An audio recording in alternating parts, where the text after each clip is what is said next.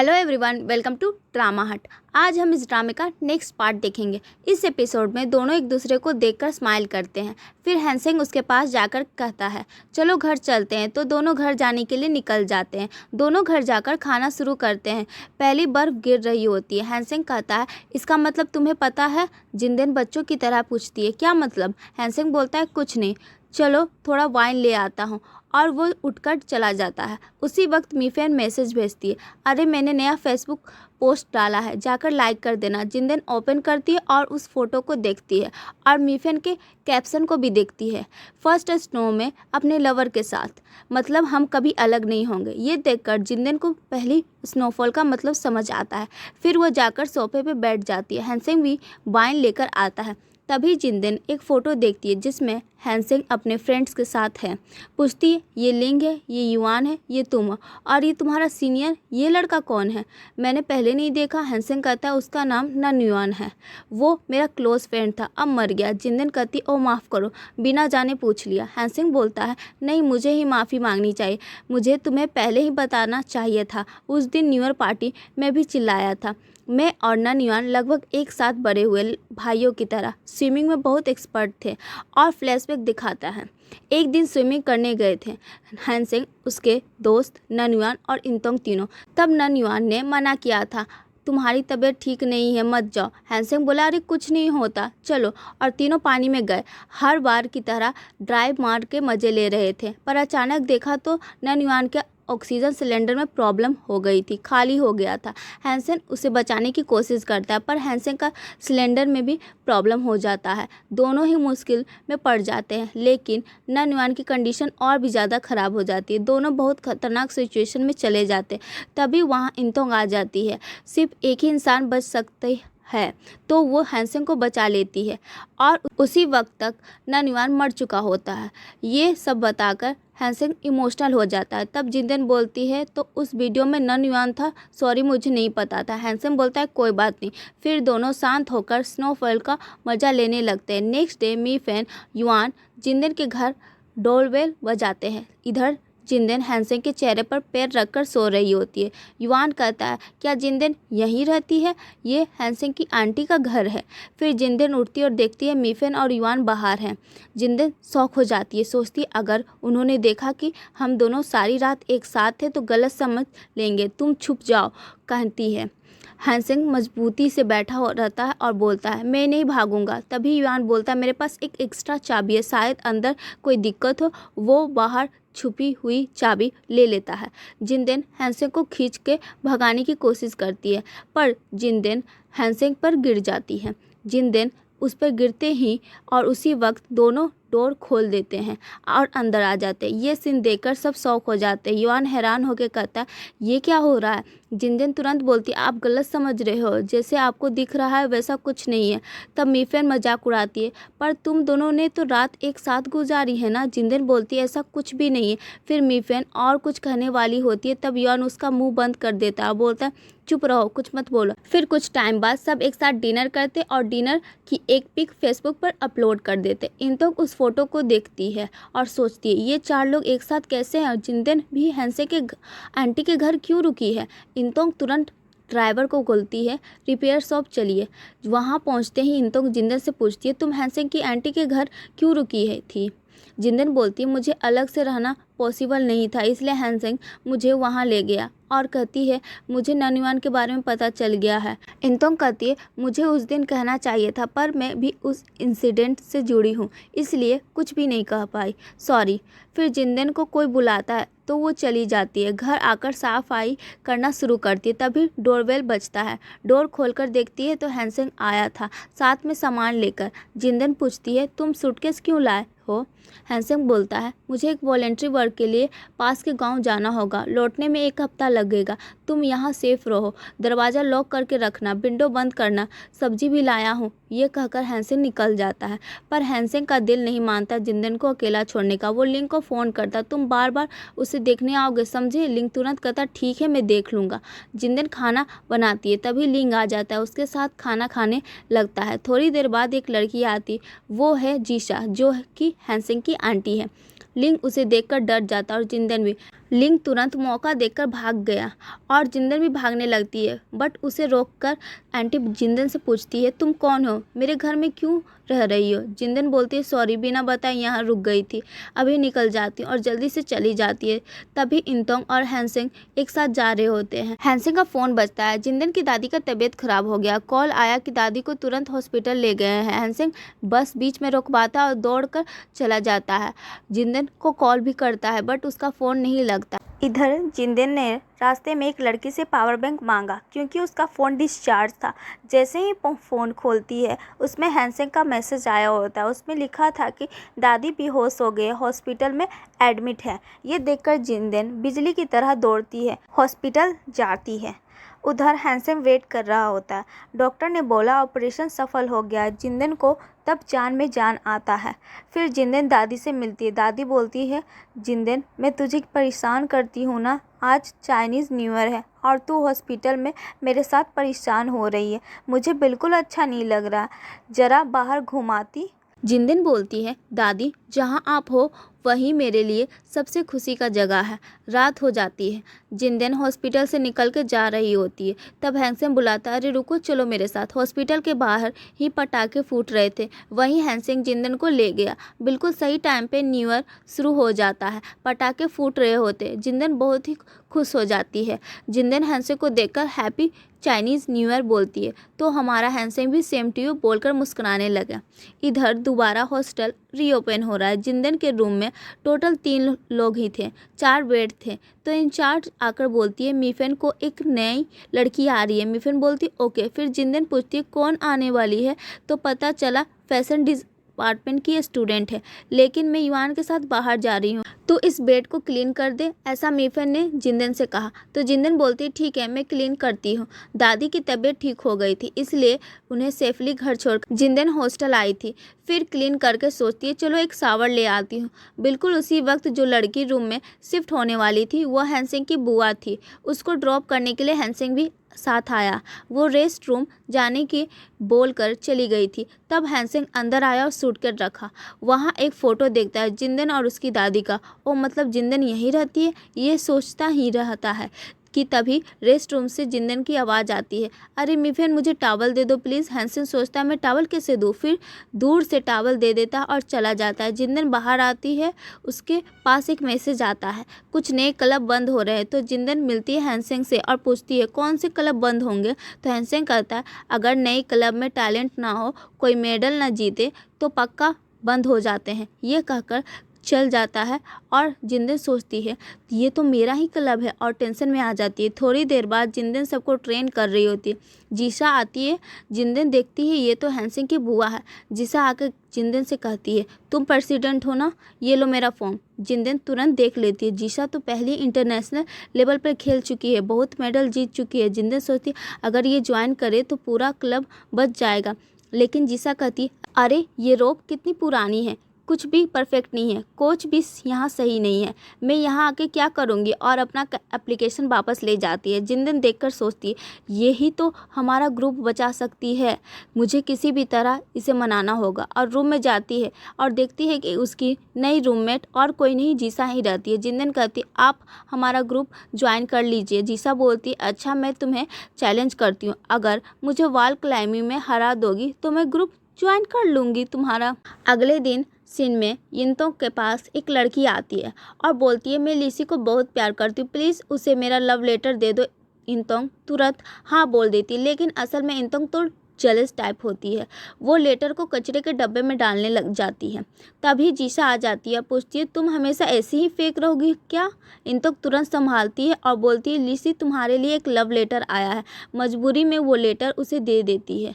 तभी लिंग आकर मजाक में बोलता है, कौन है जो तुझे लव लेटर देती है।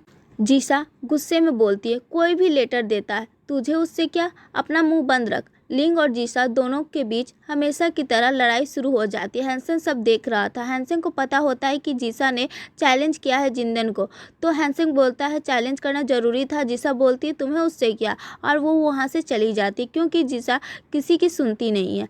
इधर जिंदन भी बहुत ज़्यादा वॉल क्लाइंबिंग प्रैक्टिस करती है। तभी जीसा उसे देख रही होती है, तो वहाँ हैंसेन आ जाता है और कहता है तुम तो प्रोफेशनल हो और जिंदन अभी नहीं सीख ही रही है। लेकिन जीसा कहती है मैं उसकी स्ट्रेंथ देखना चाहती हूँ, इसलिए मैं कंपटीशन कर रही हूँ। हैंसेन फिर जिंदन के पास आता है और उसे पानी देता है और बोलता है चलो मेरे साथ। उसी बीच पे ले जाता है, उसे बोलता है थोड़ा फ्रूट खा लो। जिंदन खाते हुए कहती है मैं जीसा को क्लब में लाऊंगी चाहे जो भी हो जाए। ये सुनकर हैंसेन मुस्कुराता है। अगले दिन कंपटीशन स्टार्ट होता है। सब लोग देख रहे होते हैं। जिंदन और जीसा दोनों वाल चढ़ना शुरू करते हैं। सब लोग जोर जोर से मोटिवेट कर रहे होते हैं। जिंदन को देखकर जीसा सोचती है ये लड़की नहीं है पर फिर भी मेरे साथ कॉम्पीट कर रही है। जिंदन फिसल जाती है, उसे चोट भी लग जाता है बट तब भी ट्राई कर रही होती है चढ़ने के लिए, तो जीसा रुक जाती है और जानबूझकर जिंदन को जीतने दे देती है। नीचे आकर जीसा कहती है मैं हार गई, इसलिए अब मैं तुम्हारी टीम में ज्वाइन करती हूँ,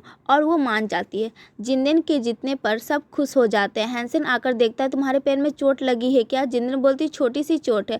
हैंसेन तुरंत उसे गोद में उठा लेता है और कहता है छोटी सी है तो मैं वो देख लूँगा, चलो मेरे साथ। फिर हैंसेन जिंदन की चोट में दवाई लगाता और कहता अब ऐसी सिचुएशन दोबारा नहीं आएगी।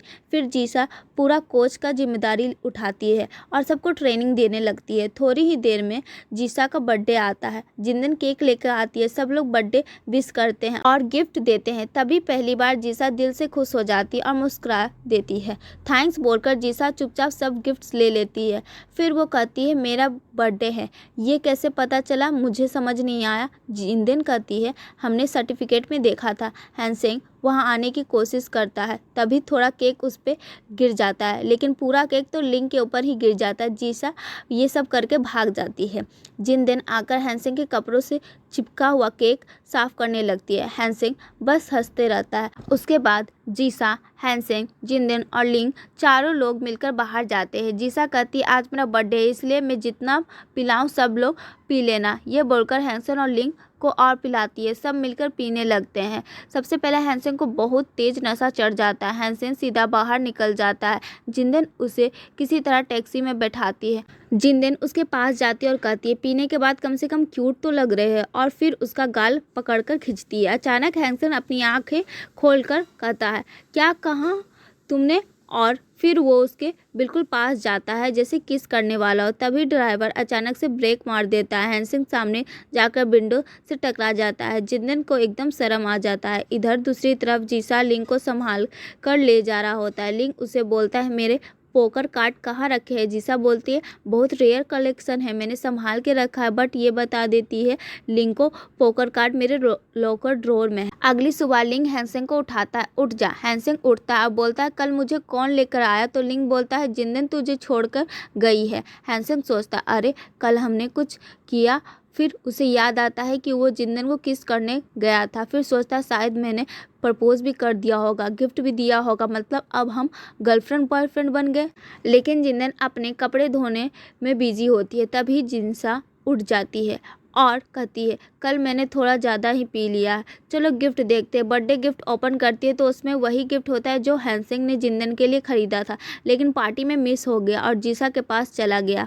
जिंदन बोलती है ये एक मैथ एंजल का लॉकेट है। जीसा कहती है हैंसेन वही लाया होगा ये सब, और कहती है ठीक है कम से कम तुझे पता है तो ये पेंडेंट के बारे में, तो तू पहन ले, और वो जिंदन के गले में चेन पहना देती है। फिर जिंदन क्लास के लिए निकल जाती है। बाहर आते वक्त हैंसेन उसे देखता है। हैंसेन सोचता है हमने प्रपोज किया था इसलिए ही उसने ये चेन पहना होगा।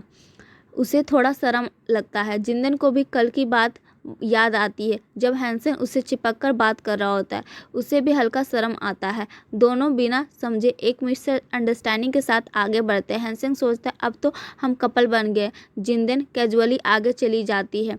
दोनों एक साथ कॉलेज पहुंच जाते हैं। फिर लंच के लिए जाते हैं। हैंसेन सोचता है जिंदन का हाथ पकड़ ले। वो ट्राई करता है लेकिन गलती से पास वाले लड़के का हाथ पकड़ लेता है। थोड़ी देर बाद हैंसेन जिंदन की तरफ देखकर हंसता है। जिंदन भी कैजुअली हंसती है। हैंसेन सोचता है मेरे फेस पे कुछ चिपका है क्या, और अपना चेहरा टच करता है। तभी उस लड़के का हाथ भी उसी के चेहरे पर आ जाता है। हैंसेन मुड़कर देखता है तो वो लड़का उसका हाथ पकड़े हुए होता है। लड़का बोलता है, मेरा हाथ क्यों पकड़े हो? हैंसेन शर्मा के भाग जाता है। जिंदन भी उसके पीछे आ जाती है। जिंदन बोलती है, मैं जा रही हूँ, और हॉस्टल के अंदर जाने लगती। तभी हैंसेन उसका हाथ पकड़ लेता है, बोलता है, बस 1 मिनट मेरी बात सुनो। इतने में हैंसेन का फ़ोन बजता है। हैंसेन बोलता है, मैं फ़ोन करके आता हूँ, मेरी आंटी का कॉल है। जीसा पूछती है, कैसा मुझे गिफ्ट दिया? अजीब सा, मैंने जिंदन को पहना दिया वो गिफ्ट। हैंसेन तुरंत गुस्सा होकर कहता है, क्या तुमने दिया है?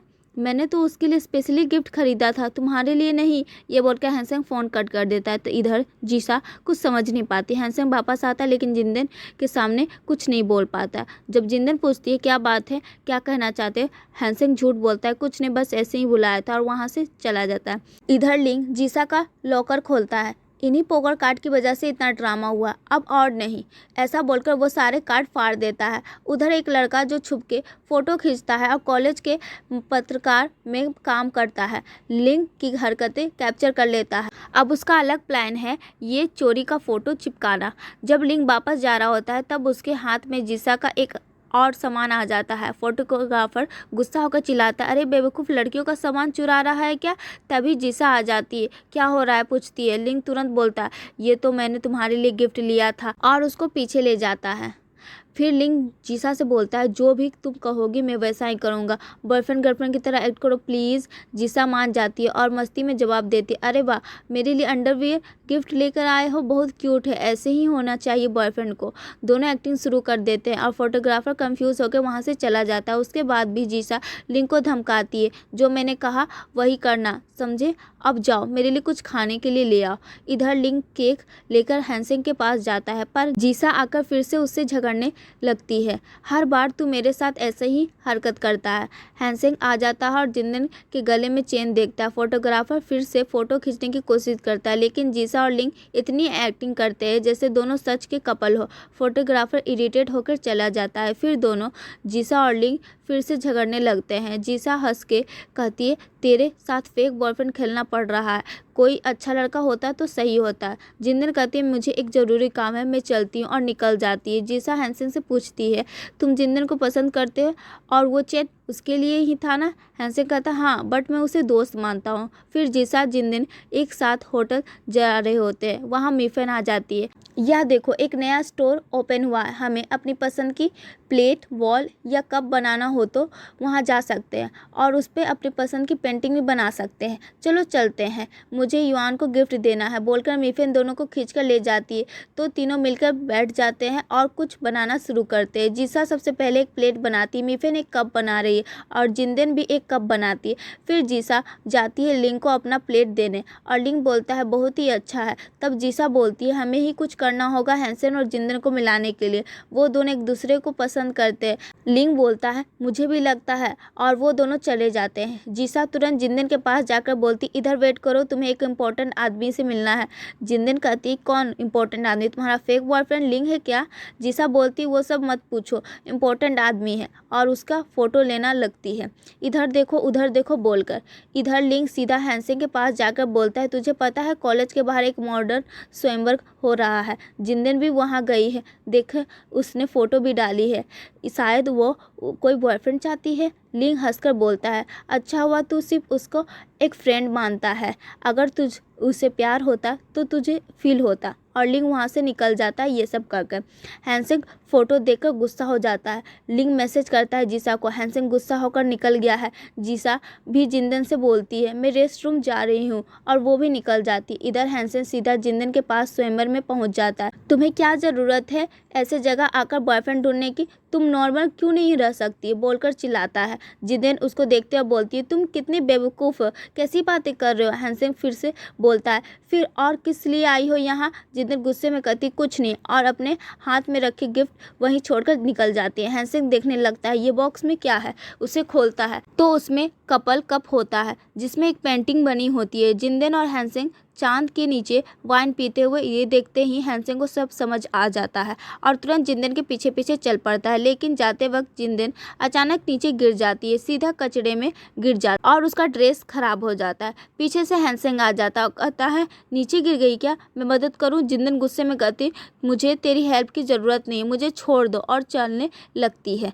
हैंसेंग उसे रोकता है। यहीं पर एपिसोड ख़त्म हो जाता है। वीडियो को लाइक कीजिए, चैनल को सब्सक्राइब कीजिए। अगले वीडियो में मिलते हैं, तब तक के लिए बाय।